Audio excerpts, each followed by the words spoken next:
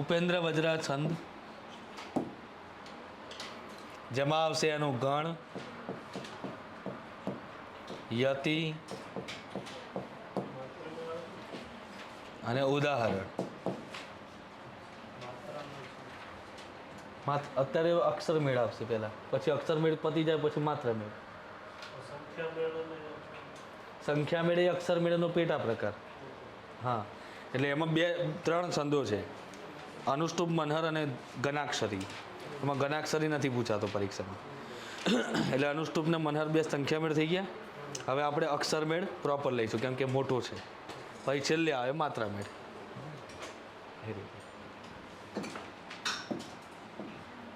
ચલો, ઉપેન્દ્ર વજ્રા છંદનું બંધારણ છે, એટલે કે ગણ કયું આવે તો જત જ ગા ગા.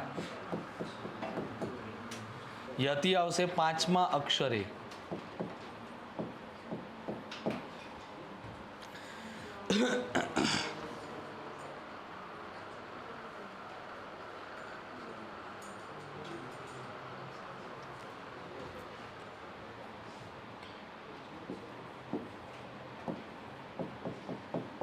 હજી ઘણા છે રણસિંચવાના,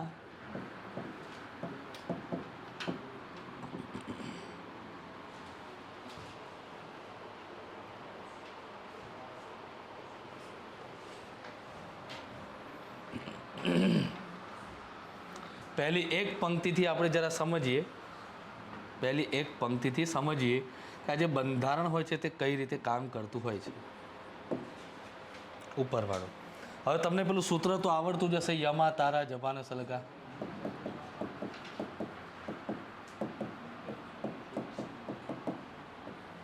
હવે 11 અક્ષરમાં કોઈ છંદ હોય, પંક્તિ હોય, સ્વાભાવિક છે કે 11ને ભાગ્યા 3 કરીએ તો 2 શેષ વધવાનો જ છે. બરાબર? તો જ્યાં જ્યાં 3 અક્ષરો જોવા મળે, 1 2 3 અક્ષર થયા એટલે વચ્ચે એક દિવાલ ઊભી કરી દેવાની. 1 2 3 એટલે વચ્ચે એક દિવાલ ઊભી કરી દેવાની. એક મિનિટ. હા,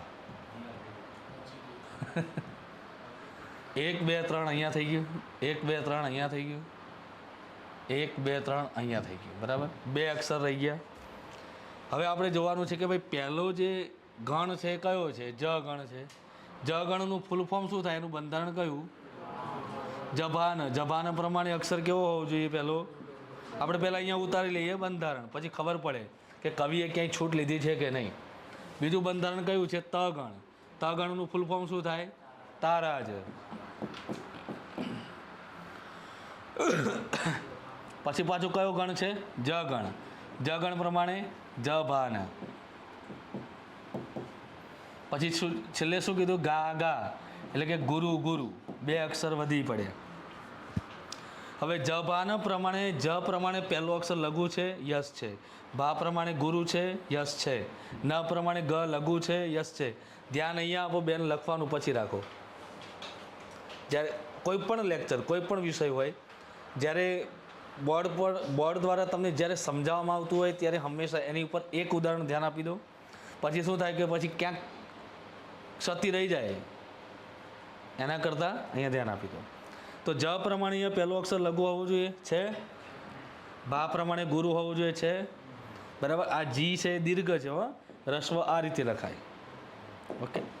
હવે તા પ્રમાણે ના ગુરુ છે, રા પ્રમાણે છે ગુરુ છે, જ પ્રમાણે ર લઘુ છે, યશ છે. જ પ્રમાણે અહીંયા ણ લઘુ છે, ભા પ્રમાણે સી ગુરુ છે અને ન પ્રમાણે ચ લઘુ છે. ગા ગા બંને અક્ષર કેવા કહેવાય? ગુરુ ગુરુ કહેવાય. કમ્પ્લેટ છે. અહીંયા કવિએ કોઈ છૂટ લીધી નથી. કવિ છૂટ લેશે એવી પંક્તિ આવશે એટલે તમને જાણ તરત કરીશ. દરેક છંદોમાં એવું ના હોય કે કવિ છૂટ હોય જ. એટલે તમે કદાચ એમ કહો સાહેબ એવી કવિ છૂટવાળી એકાદ પંક્તિ સમજાવો, પણ દરેક છંદમાં નહીં હોય.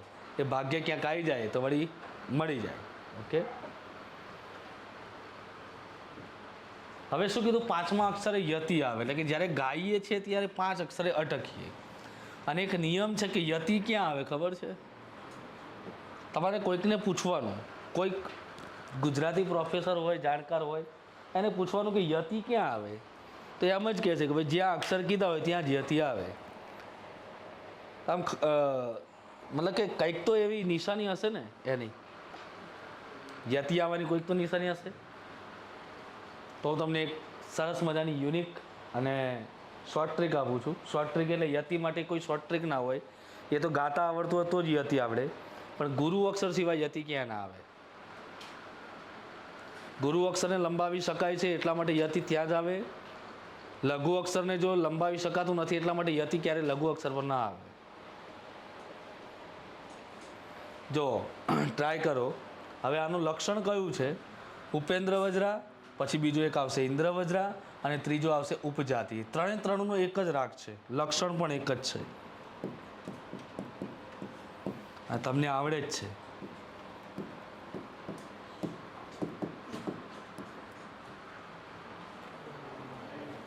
આવડે ને અશોક?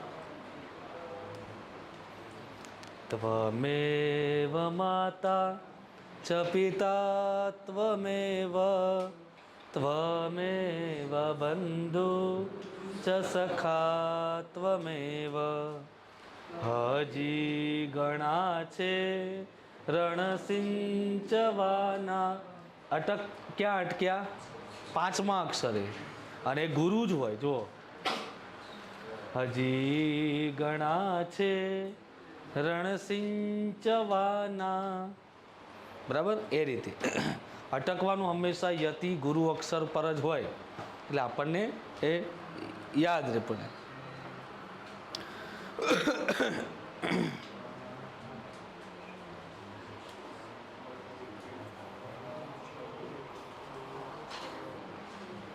ચલો બીજા અન્ય ઉદાહરણો લખું.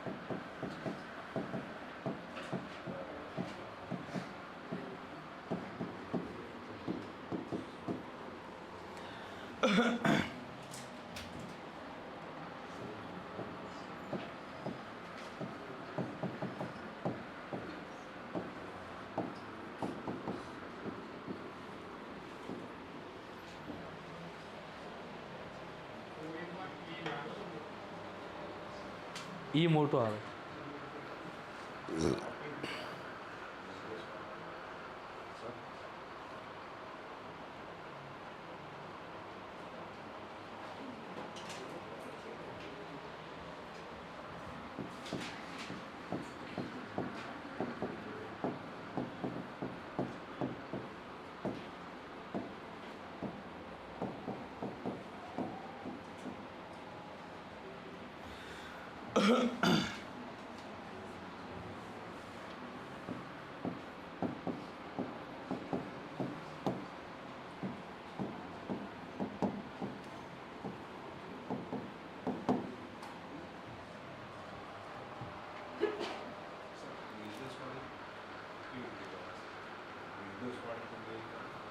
શું કરવાનું?